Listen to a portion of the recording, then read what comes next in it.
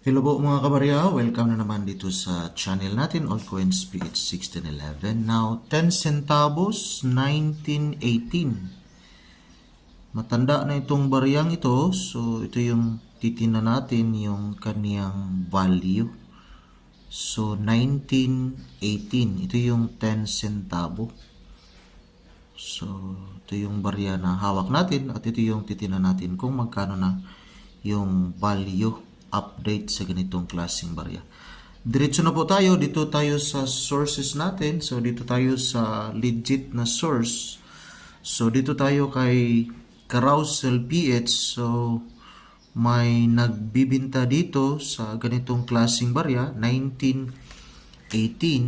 Pareho na 1918. 10 centavos 2 months ago by Junap 011841444.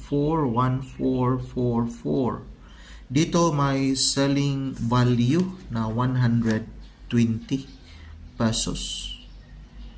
So ito yung selling value. Now another source tayo, another seller, Carousel PH pa rin. So ito naman yung isa, 1918 US Philippine coin. So 3 months ago by M00M1LK 100 pesos.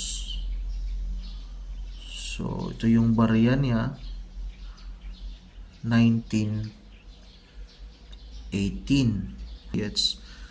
So 1918 mataas na yung value. Ito yung frequency 30%. So dito may selling value appraisal. So dito sa good 140, very good 150, fine 160, hanggang very fine 270 yung extra fine, 2,100 pag almost uncirculated, at pag yung barya na hawak po natin ay uncirculated 6,500.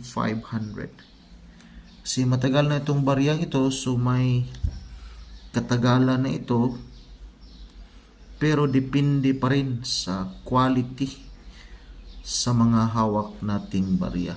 Yan po, at least may idea po tayo kung magkano na. Dito may tumaas na yung value dito kay in.numista.com. Yan lang po, maraming salamat and enjoy watching our videos.